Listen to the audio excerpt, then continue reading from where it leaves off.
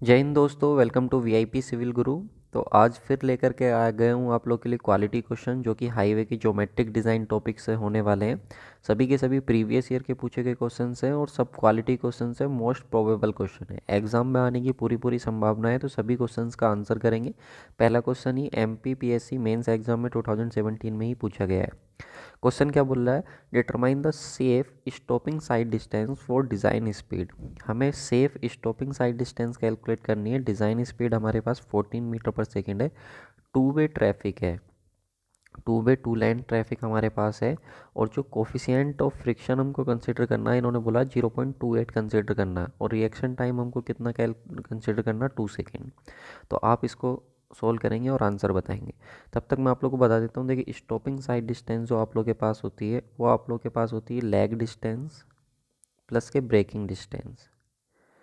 ठीक है, lag distance plus के ब्रेकिंग डिस्टेंस जो आप लोग का सम होता है वो आप लोग के पास क्या आती है, स्टॉपिंग साइड डिस्टेंस आती है। स्टॉपिंग साइड डिस्टेंस क्या होती है, अगर आप लोग इस व्हीकल से जा रहे थे और इस व्हीकल से जाने के बाद आप लोग को यहाँ पे कोई ऑब्जेक्ट दिखता है, तो इस ऑब्जेक्ट से टकराने से पहले आप कितना डिस्टेंस पे सेफली अपने व्हीकल को रोक लेते हो, वो आप लोग की क्या हो जाती है, स्टॉपिंग साइड डिस्टेंस हो जाती है। इसको कैलकुलेट कैसे करते हैं सर, आप लोग वीडियो पॉज करके अपना क्वेश्चन को सॉल्व करेंगे क्योंकि सेल्फ एनालिसिस आप लोग को करना है। ठीक है, तो स्टॉपिंग साइड डिस्टेंस को कैलकुलेट करने का फॉर्मूला हमारे पास होता है VT प्लस के V² अपॉन 2GF। ठीक है, ये फॉर्मूला हम तब अप्लाई करते हैं जब हमारे पास वेलोसिटी किस में हो, जब हमारे पास वेलोसिटी जो गिवन हो वो मीटर पर सेकंड में गिवन हो। ठीक है, जब वेलोसिटी किलोमीटर पर आवर में हो तो उस समय हम फॉर्मूला चेंज कर देते हैं, 0.278 VTR प्लस के V² अपॉन 254F। तब हम ये फॉर्मूला अप्लाई करते हैं अपना स्टॉपिंग साइड डिस्टेंस का, जब वेलोसिटी हमें किस में गिवन हो, किलोमीटर पर आवर में गिवन हो। तो यहाँ पे वेलोसिटी मीटर पर सेकंड में, तो कैलकुलेशन भी हमारी आसान हो जाएगी। तो हम इसी को अप्लाई करेंगे। वेलोसिटी मालूम है, टाइम मालूम है, GM को पता होता है, F गिवन है। ठीक है, तो सारी वैल्यू रख देंगे। रखने के बाद जब सोल्व करेंगे तो हमारे पास आंसर आ जाएगा 63.67 मीटर, जो कि ऑप्शन नंबर ए में मैच कर रहा है। देखो, हमको क्या है, फैक्ट तो डिस्कस करने ही करने हैं, साथ में हमको क्या नंबर ऑफ क्वेश्चंस भी कवर करने हैं और अपना एक्सप्लेनेशन भी देखना है और टाइम का स्पेशली हमको ध्यान रखना है। ठीक है, टाइम वेस्ट नहीं होना चाहिए। ऐसा नहीं लगे कि इससे ज़्यादा तो मैं खुद पढ़ लेता तो क्वेश्चन कर लेता। ठीक है, ऐसी फील नहीं आनी चाहिए बस। नेक्स्ट क्वेश्चन देखो, अगला क्वेश्चन क्या बोल रहा है, फॉर नाइट ट्रैवल। अगर आप नाइट में ट्रैवल कर रहे हो, the length of the valley curve should be such that head light beam distance is same as. तो आप लोगों से बोल रहा है वैली कर्व के केस में आपको मालूम होगा दो तरीके के कर्व होते हैं हमारे पास, एक हॉरिजॉन्टल कर्व होता है, ठीक है, एक हमारे पास वर्टिकल कर्व होता है। ठीक है, हॉरिजॉन्टल कर्व में आप लोगों ने पढ़ा होगा ट्रांजिशन कर्व। ठीक है, हम लोग क्या पढ़ते हैं, ट्रांजिशन कर्व पढ़ते हैं। वर्टिकल कर्व में हम लोग पढ़ते हैं समिट कर्व और हम लोग पढ़ते हैं वैली कर्व। ठीक है, दो तरीके के कर्व पढ़ते हैं। तो जो हमारे पास वैली कर्व होता है, वैली कर्व में जब हम अपना क्या लेंथ निकाल रहे होते हैं वैली कर्व की, तो उसमें हम कंसिडर कर रहे होते हैं अपने कंफर्ट जोन को भी और स्टॉपिंग साइड डिस्टेंस को भी। दोनों चीज़ें कंसिडर करके हम कैलकुलेट करते हैं अपना कंफर्ट कंडीशन को भी कंसिडर करके। और दो मतलब आप कह सकते हो कि वैली कर्व की जब हम लेंथ निकाल रहे होते हैं तो उसमें दोनों केस हमारे कंसिडर करे जाते हैं, या दो फैक्टर का ध्यान रखा जाता है, एक कंफर्ट कंडीशन का और एक होता है स्टॉपिंग साइड डिस्टेंस का। तो याद रखना, जब हम स्टॉपिंग साइड डिस्टेंस वाले को कंसिडर कर रहे होते हैं तो इसमें जो स्टॉपिंग साइड डिस्टेंस होती है वो इक्वल होती है हेडलाइट साइड डिस्टेंस के, in case of valley curve, जब हम वैली कर्व की लेंथ निकाल रहे होते हैं। तो इसका करेक्ट आंसर क्या हो जाएगा, stopping sight distance, option number A. तो जो जिन लोगों का भी आंसर ऑप्शन नंबर ए आ रहा है उनका बिल्कुल सही है। उत्तराखंड कंबाइन AE एग्जाम में पूछा गया था 2017 में। तो करेक्ट आंसर क्या हो जाएगा, ऑप्शन नंबर ए बिल्कुल करेक्ट आंसर हो जाएगा। देखो, for night travel the length of the valley curve should be such that head light beam distance is same as stopping sight distance. तो हेड लाइट बीम डिस्टेंस जो है वो same होनी चाहिए स्टॉपिंग साइड डिस्टेंस के। ठीक है, चलो नेक्स्ट क्वेश्चन की हम बात करते हैं। नेक्स्ट क्वेश्चन हमको क्या बोल रहा है, ऑन अ सर्कुलर कर्व, हमारे पास सर्कुलर कर्व है, the rate of super elevation e, जो रेट ऑफ सुपर एलिवेशन है ई है, while negotiating the curve vehicle comes to stop. Vehicle क्या है हमारा, स्टॉप हो जाता है। It is observe that stop vehicle is sliding inward. ये देखा गया जब व्हीकल हमारा सर्कुलर कर्व पे था, तो ये देखा गया कि जो स्टॉप्ड व्हीकल है वो अंदर की तरफ स्लाइड कर रहा है in radial direction. If the coefficient of friction is f, तो which of the following is true. तो क्वेश्चन में हमसे कुछ इस तरीके से बोल रहा है, ये हमारे पास मान लो एक सुपर एलिवेशन है ई, ठीक है। अब यहाँ पे हमने व्हीकल को क्या करा, सुपर एलिवेशन पे ला करके रोक दिया। तो हमने देखा, हमको मालूम है कि यार अगर ये अंदर की तरफ मूव करेगा तो एक सेंट्रीपिटल फोर्स लगेगा अंदर की तरफ, ठीक है, सेंट्रीपिटल फोर्स लगेगा, और इस पे बाहर की तरफ क्या लगेगा, फ्रिक्शन लगेगा। तो ये नोटिस किया गया, जैसे ही हमने इसको सर्कुलर कर पे रोका इस व्हीकल को, तो ये व्हीकल अंदर की तरफ क्या है, मूव करना शुरू कर दिया। अंदर की तरफ मूव करना, क्या, स्लाइड करना शुरू कर दिया, आप ये कह सकते हो स्लाइड करना शुरू कर दिया। तो कह रहे हैं कि अंदर की तरफ स्लाइड करेगा, तो इनमें से कौन सा स्टेटमेंट ट्रू होगा। तो भाई जाहिर सी बात है, सुपर एलिवेशन ज़्यादा रहा होगा as compared to coefficient of friction. अगर कोफिशिएंट ऑफ फ्रिक्शन ज़्यादा होता है तो अपनी पोजीशन में बना रहता, और अगर सुपर एलिवेशन ज़्यादा हो जा रहा है तो ये बॉडी क्या करेगी, अंदर की तरफ स्लाइड करना शुरू कर देगी। तो करेक्ट आंसर क्या हो जाएगा, ऑप्शन नंबर ए बिल्कुल करेक्ट आंसर हो जाएगा, क्योंकि ये प्लेन ज़्यादा इंक्लाइंड, जितना ज़्यादा इंक्लाइंड होगा उतना ही बॉडी क्या अपने आप इधर स्लाइड करना शुरू कर देगी। सुपर एलिवेशन ज़्यादा है as compared to coefficient of friction. Question हमारा पूछा गया MPPSC एई में, तो सही आंसर हो जाएगा ऑप्शन नंबर ए। किसी भी एग्जाम में बनने वाला क्वेश्चन है, और सारे के सारे क्वालिटी क्वेश्चन है।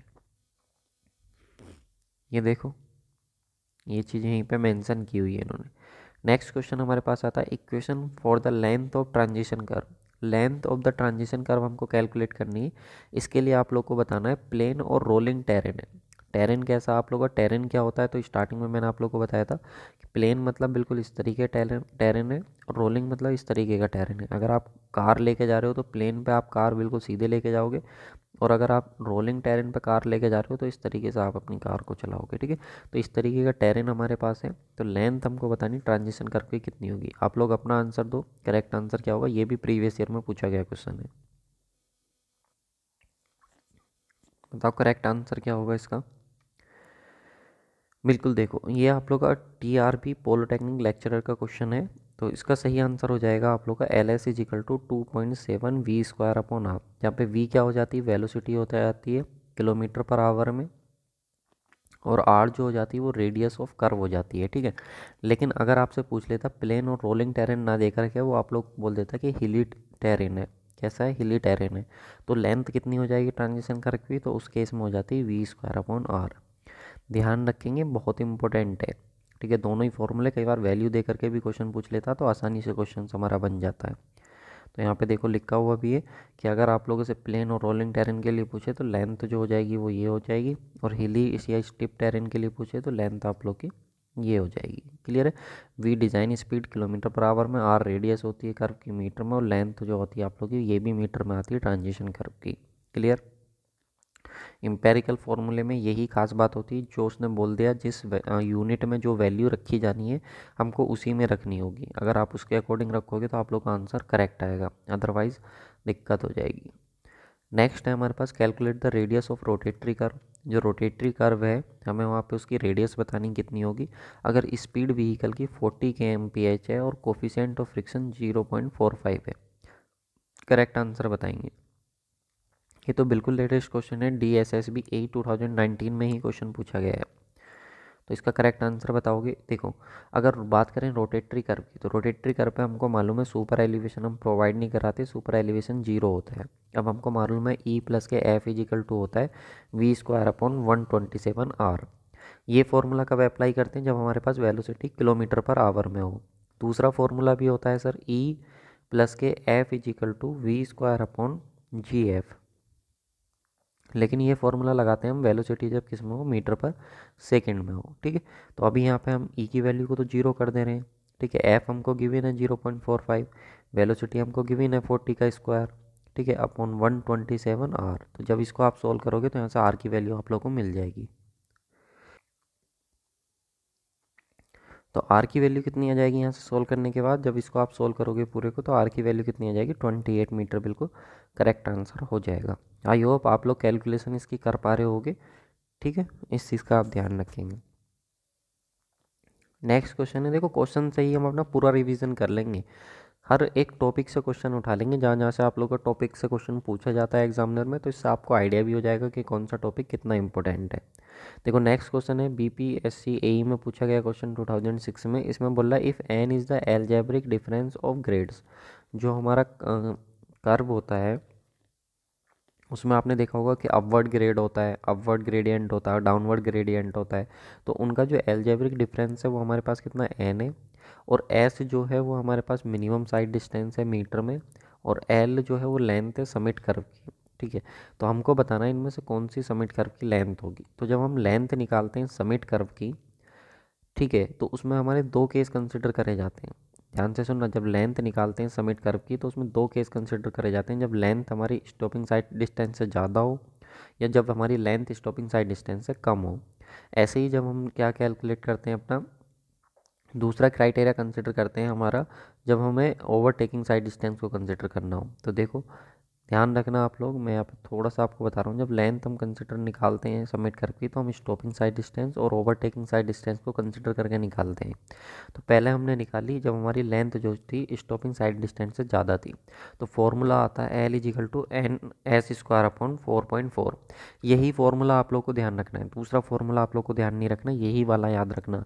जहाँ पे एन जो हो जाएगा आप लोग का वो डेविएशन एंगल हो जाएगा, जो भी उसकी ग्रेड होंगी डाउनवर्ड अपवर्ड उनका डिफरेंस हम ले लेंगे। ठीक है, और एस जो हो जाएगा वो हमारी स्टॉपिंग साइड डिस्टेंस हो जाएगी।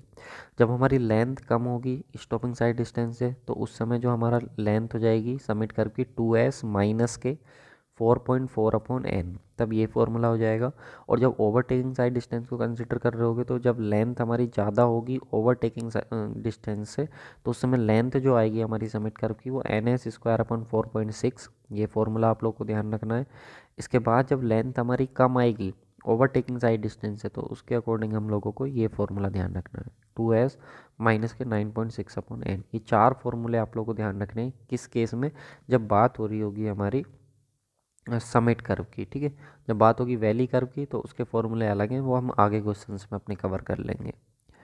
नेक्स्ट क्वेश्चन देखो, अच्छा क्वेश्चन है ये आप लोग का, केरला PSC AE में पूछा गया 2015 में। देखो अलग अलग एग्जामिनेशंस के क्वेश्चंस हैं जो प्रीवियस ईयर में पूछे गए हैं, सभी बहुत इंपॉर्टेंट होने वाले हैं। If cross slope of a terrain is 20% according to IRC classification it is. तो आपको बताना है अगर क्रॉस स्लोप हमारा 20% है तो वो किस टेरेन के लिए होता है, IRC ने बोला। देखो क्वेश्चन इन्होंने ऐसे भी दे सकते थे कि प्लेन टेरेन के लिए, प्लेन टेरेन के लिए, कि हमारा प्लेन टेरेन के लिए क्रॉस स्लोप बता दो कितना होता है। ठीक है, ऐसे भी दे सकते थे, लेकिन इन्होंने पूछा कि 20% जो क्रॉस स्लोप होता है वो किस टाइप के टेरेन के लिए होता है ये हमको बताओ। तो क्वेश्चन देखो कितना घुमा के पूछा है। ठीक है, इसका आंसर करो आप लोग, इसका करेक्ट आंसर क्या होगा, इसका करेक्ट आंसर करो आप लोग, सब लोग इसका करेक्ट आंसर करेंगे। आपने टेबल याद की हुई है या नहीं, वो नहीं की हुई तो मैं अभी आप लोगों को करा दूंगा। देखो याद रखना, जब भी आप लोगों से बोले कि 20% जो क्रॉस स्लोप होता है वो किसके लिए होता है, तो रोलिंग टेरेन के लिए। किसके लिए होता है गाइस, रोलिंग टेरेन के लिए होता है। तो करेक्ट आंसर क्या हो जाएगा, ऑप्शन नंबर बी जो है करेक्ट आंसर हो जाएगा। देखो यार मैं इतनी मेहनत करता हूँ, इतने अच्छा अच्छा क्वेश्चन आप लोगों के लिए लेकर के आता हूँ, ठीक है, तो यार आप लोगों की भी ड्यूटी बनती है कि वीडियो को लाइक करके कमेंट करके कम से कम बताया करो कि अच्छे क्वेश्चन है, और कहीं ना कहीं अगर कोई मिस्टेक हो जाया करे तो वो भी बता दिया करो, क्योंकि आपको भी मालूम है परफेक्ट कोई नहीं होता है, थोड़ी बहुत मिस्टेक तो हो ही जाती है कहीं ना कहीं किसी क्वेश्चन में, तो वो भी आप बता दिया करो, अगले वीडियो में मैं उसको क्या है क्लियर कर दिया करूँगा। ठीक है, तो अभी आप इसके लिए बता दो, इसके लिए करेक्ट आंसर क्या हो जाएगा हमारा, तो रोलिंग टेरेन बिल्कुल सही आंसर हमारे पास हो जाएगा। ठीक है, अब चलिए बाकी के लिए बात कर लेते हैं। तो देखिए क्रॉस स्लोप की हम बात करेंगे, एक तरफ हमने टेरेन कंसिडर करा हुआ, अगर बात करें प्लेन टेरेन के लिए तो 0 से 10% होता है हमारा क्रॉस स्लोप। रोलिंग के लिए बात करोगे तो 10 to 25% तक होता है, माउंटेनियस के लिए बात करोगे तो 25 to 60 होता है, और स्टीप अगर टेरेन है तो वहाँ पर आप लोग का ग्रेटर देन 60 होता है। तो ये हमारे पास क्या है, क्रॉस स्लोप रखा जाता है। ये इंपॉर्टेंट है, IRC की रिकमेंडेशन है, डायरेक्ट एग्जाम में पूछा ही जाता है, तो ये आप लोग को ध्यान रखना है। नेक्स्ट क्वेश्चन है हमारे पास, according to IRC the width of carriage way. आपको IRC के अकॉर्डिंग बताना है कि आपकी विड्थ ऑफ कैरीज वे जो होता है वो कितना होता है। अब विड्थ ऑफ कैरीज वे क्या होता है सर, ये आप लोगों को बताना है। ठीक है, तो स्टेटमेंट की फॉर्म में दिया हुआ और बताना कौन सा स्टेटमेंट ट्रू होगा। तो हमसे बोला 3.75 मीटर होता है सिंगल लाइन के लिए, ये बात बिल्कुल सही है। अगर आप हाईवे की बात करोगे और हाईवे में आप सिंगल लाइन अगर रोड है तो उसमें पर सिंगल लाइन के केस में आप 3.75 मीटर प्रोवाइड कराते हो। और अगर पूछे पर लेन कितना रखा जाता है, अगर नंबर ऑफ लेन ज़्यादा है तो 3.5 मीटर रखा जाता है पर लेन। पर लेन के हिसाब से आप लोगों की विड्थ रखी जाती है, ठीक है। उसके बाद हमसे कह रहा है 7 मीटर रखोगे आप 2 लेन रोड में विदाउट रेज्ड कर्व। अगर आपका कर्व नहीं है तो आप कितना रखोगे, 7 मीटर आप लोगों को कैरिज वे की विड्थ रखनी पड़ेगी 2 लेन। ये बात भी बिल्कुल सही है। फिर उसके बाद कहता है कि 7.5 मीटर रखोगे 2 लेन रोड में ही जब आप लोगों ने कर्व प्रोवाइड करा हो। ये बात भी बिल्कुल सही है। तो तीनों के तीनों स्टेटमेंट हमारे क्या है, सही है बिल्कुल विड्थ ऑफ कैरिज वे को लेकर के। और ये आप लोग का 2019 में ही क्वेश्चन पूछा गया। तो इससे रिलेटेड आप ध्यान रखना, विड्थ ऑफ कैरिज वे जो आईआरसी ने बता रखी सिंगल लेन के लिए 3.75 मीटर, 2 लेन के लिए विद कर्व तो बता रखी है 7.5 मीटर, और विदाउट कर्व जो बता रखी है, विदाउट कर्व जो बता रखी है वो 7 मीटर बता रखी। और जब मल्टीपल लेन की बात होती है तो 3.5 मीटर रखते हैं हम पर लेन के लिए। यही मैंने आप लोगों को बताया। इससे ज़्यादा आप लोग को इस क्वेश्चन में कुछ भी याद रखने की ज़रूरत नहीं है। क्लियर। अगले क्वेश्चन में जाओ। अगला क्वेश्चन वेरी वेरी इंपॉर्टेंट। इस क्वेश्चन की बात करोगे तो यूपीपीएससी स्टेट इंजीनियरिंग एग्जाम में 2007 और 2013 में पूछा गया है, यानी ये 2 बार रिपीट हो चुका है, तो और ज़्यादा इंपॉर्टेंट क्वेश्चन हो जाता है। इसमें हमको क्या बोल रहा है, as per IRC considered appropriate that road in rural area should be design for, यानी कि जो रूरल एरिया के जो रोड होते हैं वो कितने साल के लिए डिज़ाइन करे जाते हैं अकॉर्डिंग टू आईआरसी, ये हमको बताना है। बिल्कुल एकदम फैक्चुअल क्वेश्चन है और याद रखने वाला क्वेश्चन भी है। तो याद रखना, जो रूरल रोड होते हैं आप लोग के, पहले आप लोग इसका आंसर कर दो फिर मैं आप लोग को बता देता हूँ इसका करेक्ट आंसर क्या होगा। आप लोग अपना आंसर बताओ। देखो जितने भी क्वेश्चंस हैं ना वो सबके सब क्वालिटी क्वेश्चंस हैं और सबके सब एग्ज़ाम में पूछे जाने वाले क्वेश्चंस हैं, ठीक है। ऐसा नहीं कि एक भी क्वेश्चन ऐसे ही कुछ भी है। तो अपना आंसर आप बता दो मुझे, इसका करेक्ट आंसर क्या होगा। तो इसका करेक्ट आंसर आप लोग का हो जाएगा 10 to 15 ईयर। कितने साल के लिए डिज़ाइन करे जाते हैं, वो 10 to 15 ईयर्स के लिए आप लोग के डिज़ाइन करे जाते हैं। ये चीज़ आप लोग ध्यान रखेंगे। क्लियर है। चलिए नेक्स्ट क्वेश्चन की बात कर लेते हैं। अच्छा इससे पहले और क्या क्या याद रख सकते हो आप, तो रूरल एरिया के जो रोड होते हैं वो तो मैंने बताया यार 10 to 15 ईयर्स के लिए होते हैं। लेकिन जो वाटर बाउंड मैकाडम होते हैं, वाटर बाउंड मैकाडम के जो होते हैं आप लोग के वो 5 ईयर्स के लिए होते हैं। बिट्यूमिनियस रोड जो होते हैं वो 10 to 15 ईयर्स के लिए होते हैं। और जो कॉन्क्रीट रोड होते हैं आप लोग के वो क्या होते हैं आप लोग के वो जो होते हैं आप लोग के 30 ईयर्स के लिए होते हैं, ठीक है। अच्छा एक और चीज़ है,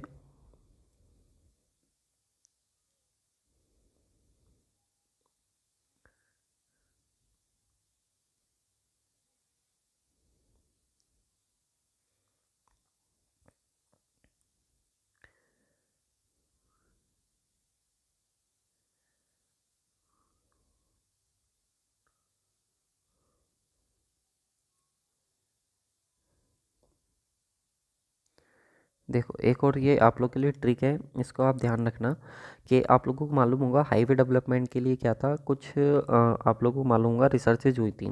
तो सबसे पहले जो आया था आप लोग के पास, अगर आपको याद हो तो रोमन के गट्स काफ़ी फोर्ड आदमी के साथ मैच करते हैं। ये एक ट्रिक है, रोमन के गट्स काफ़ी फोर्ड आदमी के साथ मैच करते हैं। तो सबसे पहले आप लोग को मालूम होगा कौन सा आया था, रोमन रोड कंस्ट्रक्शन आया था।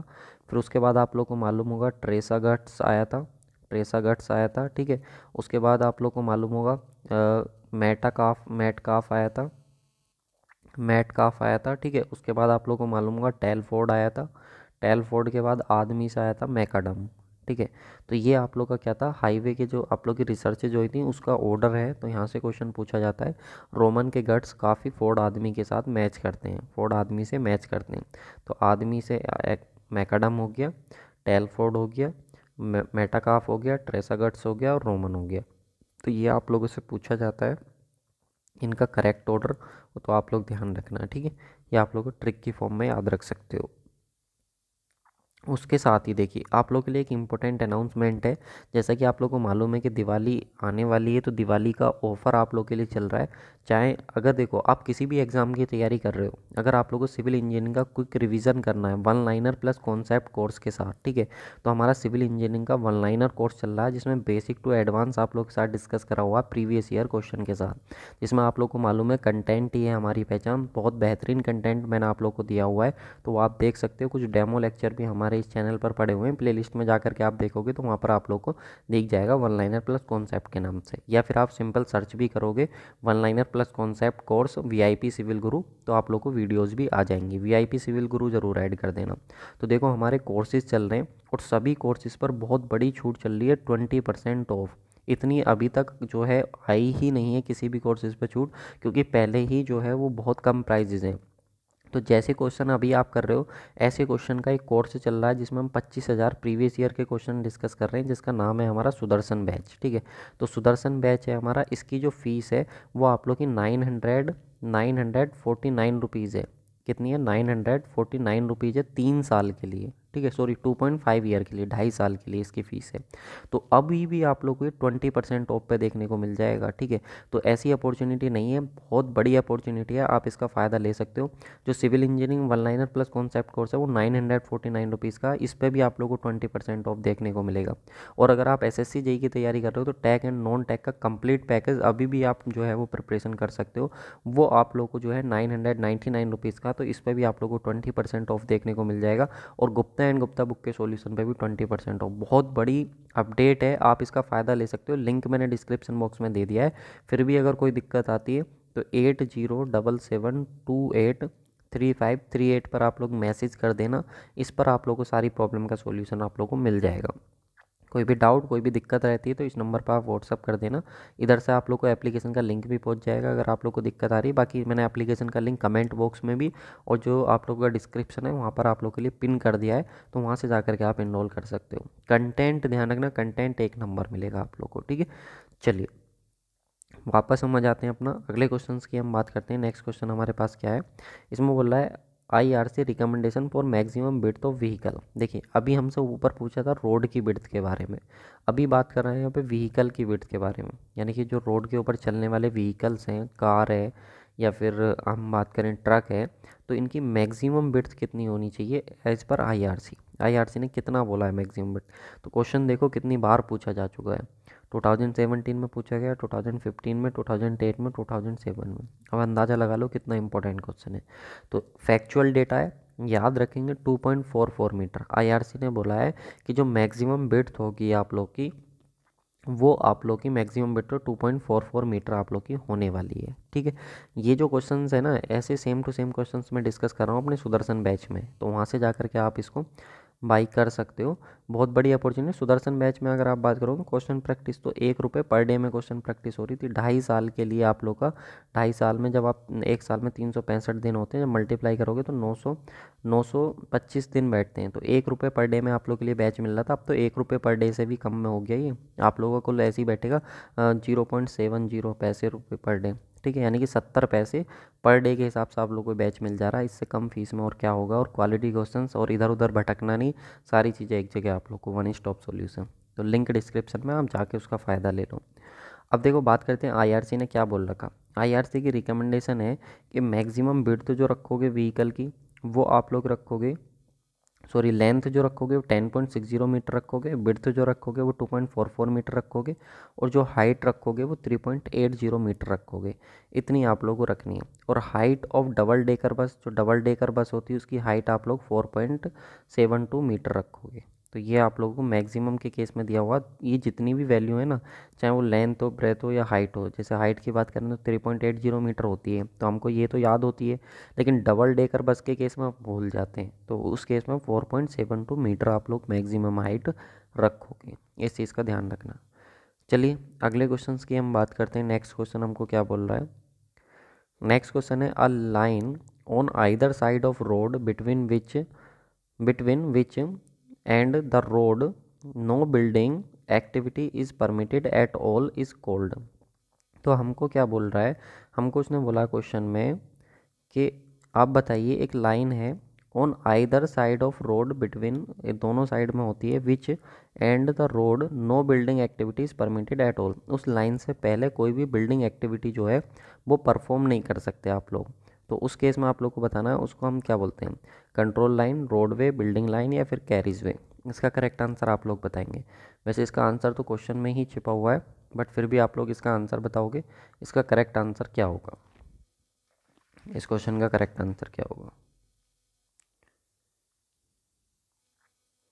बिल्कुल, इसका करेक्ट आंसर होगा आप लोग का बिल्डिंग लाइन, जो आप लोग की बिल्डिंग लाइन होती है। तो होता क्या है हमारे पास जो रोड है, जो हमारे पास रोड है, ठीक है, इस रोड में जब आप देखोगे तो आप लोग के एक होता है बिल्डिंग लाइन, एक होती है आप लोग की कंट्रोल लाइन, कुछ इस तरीके से लाइनें बनी हुई होती हैं।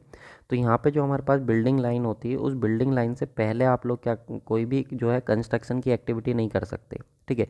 परमानेंट तो कतई भी नहीं कर सकते, टेम्पररी करना चाहो तो कर सकते हो, जैसे कई बार आप लोगों ने देखा होगा कोई ठेला वगैरह लगाता है तो वो लगा सकता है, लेकिन परमानेंट काम नहीं कर सकता, ठीक है।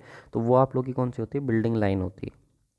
तो यहाँ पे भी लिखा हुआ है a line on either side of road between which the road and no building activity is permitted at all is called setback और in front of building line, उसको क्या बोलते हैं हम, फ्रंट बिल्डिंग लाइन बोलते हैं या फिर सेटबैक हम उसको बोल देते हैं। तो वो हमारे पास लाइन होती है, अगर ये रोड है तो रोड, अगर ये बिल्डिंग लाइन है तो इसके पीछे पीछे आप बिल्डिंग बना सकते हो, इससे आगे आप बिल्डिंग नहीं बना सकते। क्लियर है। अगला क्वेश्चन देखो, अगला क्वेश्चन आप लोगों को ये देखो कितनी बार क्वेश्चन पूछा गया, 2018, 16, 12, 2011। इसमें क्या बोला, what is the binding material in water bound macadam. तो वाटर बाउंड मैकाडम, अभी मैंने आप लोगों को बताया था मैकाडम कंस्ट्रक्शन का सही ऑर्डर, ठीक है। रोमन के गट्स काफ़ी हद तक जो है वो फोर्ड के साथ मैच करते हैं, ऐसे करके मैंने आप लोगों को बताया था, फोर्ड आदमी के साथ मैच करते हैं। तो यहाँ पे भी देखो ये क्वेश्चन फिर से यहाँ पे देखो पूछा गया 2016 में कि सेमी ग्राउटेड मैकाडम पेमेंट जो होती है उसमें बाइंडिंग मटेरियल जो होता है वो क्या होता है, ये आप लोग को बताना है। तो आप लोग को याद होगा इसमें हमने क्या यूज़ करा था, वाटर के साथ साथ डस्ट यूज करी थी, जो स्टोन की डस्ट थी वो हमने यूज करी थी। तो इसका करेक्ट आंसर क्या हो जाएगा, ऑप्शन नंबर डी। जो मैकाडम था, मैकाडम ने आप क्या यूज करा था, वाटर के साथ साथ वाटर बाउंड मैकाडम में, वाटर बाउंड मैकाडम में वाटर के साथ साथ स्टोन डस्ट को भी उसने यूज करा था एज अ बाइंडिंग मटेरियल। तो water bound macadam, the roads have its wearing surface consisting of clean crushed and aggregate mechanically interlocking by rolling and bounded together with a filler material and water.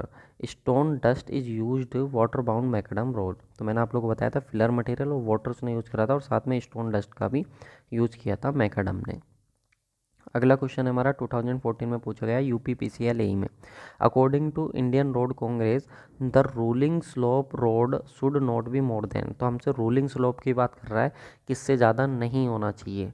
तो आप लोग बताएंगे इसका correct answer. तो ruling slope आप लोग का 5% से ज़्यादा नहीं होना चाहिए। 5% मतलब 1:2, 1:20 से ज़्यादा नहीं होना चाहिए। इस चीज़ का आप ध्यान रखेंगे, ये भी फैक्चुअल क्वेश्चन है, आप लोग को याद रखना है। क्लियर है।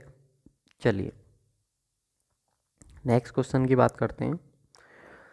The rise and fall along the road, जो राइज और फॉल होता है आप लोग का अलोंग द रोड, उसको क्या कहा जाता है, ये आप लोग को बताना है। ये तो बहुत सिंपल है। अलोंग द रोड अगर आप बात करोगे, सपोज आप ऐसे जाना आप लोग को, तो अगर ऊपर की तरफ जा रहे हो फिर नीचे आ रहे हो, तो ये जो स्लोप है अलोंग द रोड, ठीक है, जब आपको ऐसे जाना था तो कभी ऊपर गए कभी नीचे आए, तो अलोंग द जो मिलता है इसको क्या बोलते हैं हम, स्लोप बोलते हैं। इसको क्या बोलते हैं, स्लोप। और जो आप लोग का एक साइड से रोड उठा दिया जाता है उसको क्या बोलते हैं, सुपर एलिवेशन। और सुपर एलिवेशन का दूसरा नाम याद रखना है, इसको कैंट भी बोलते हैं और इसको हम बैंकिंग भी बोलते हैं। तो करेक्ट आंसर क्या हो जाएगा, ऑप्शन नंबर बी जो है वो बिल्कुल करेक्ट आंसर हो जाएगा। चलिए नेक्स्ट क्वेश्चन पे आते हैं। नेक्स्ट क्वेश्चन हमको क्या बोल रहा है, इसमें बोल रहा है कि absolute minimum radius for a horizontal curve design for a speed of 80 kmph, permeable value of super elevation and coefficient of friction 0.04 and 0.16। हमको एब्सोल्यूट वैल्यू बतानी रेडियस की। तो अभी मैंने आप लोगों को इस तरीके का क्वेश्चन बताया था, ये फॉर्मूला हमारे पास होता है। इसमें हमें ई भी पता है, एफ भी पता है, वी भी पता है, आर हमको निकालना। आर निकालोगे तो आप लोग के पास कितना आ जाएगा, अप्रोक्सीमेटली 252 जो है आप लोग के पास आ जाएगा। तो करेक्ट आंसर क्या हो जाएगा आप लोग के पास, ऑप्शन नंबर बी बिल्कुल करेक्ट आंसर हो जाएगा। ये भी आप लोगों को 2016 में। तो ये फॉर्मूला आप लोग के लिए बहुत इंपॉर्टेंट हो जाता है, इस पर बार बार क्वेश्चन देखने को मिलता है। ई प्लस के F is equal to V square upon 127 R, और ई प्लस के F is equal to V square upon G F, ठीक है।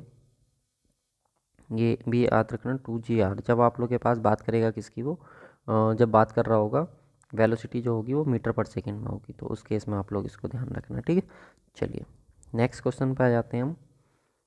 नेक्स्ट क्वेश्चन हमको क्या बोल रहा है, इसमें बोल रहा है for a total reaction time 2.5 second, coefficient of friction 0.35, design speed हमको पता है, what is the stopping sight distance, तो स्टॉपिंग साइड डिस्टेंस हमको बतानी और वेलोसिटी हमें किलोमीटर पर आवर में पता है। ठीक है, तो ऐसा क्वेश्चन भी अभी मैंने आप लोग कराया था। स्टॉपिंग साइड डिस्टेंस निकालने का फॉर्मूला ये होता है, लेकिन ये जो फॉर्मूला हमारे पास होता है इसमें वेलोसिटी हम किस में रखते हैं, मीटर पर सेकेंड में रखते हैं। तो किलोमीटर पर आवर में कन्वर्ट कर लो, 80 को मल्टीप्लाई कर दो 5/18 से, सोल्व करोगे तो 22.22 मीटर पर सेकेंड आ जाएगा। पता है ना, किलोमीटर पर आवर को मीटर पर सेकंड में कन्वर्ट करने के लिए 5/18 से मल्टीप्लाई कर देते हैं। तो ये आ गई हमारे पास वेलोसिटी किस में, मीटर पर सेकंड में।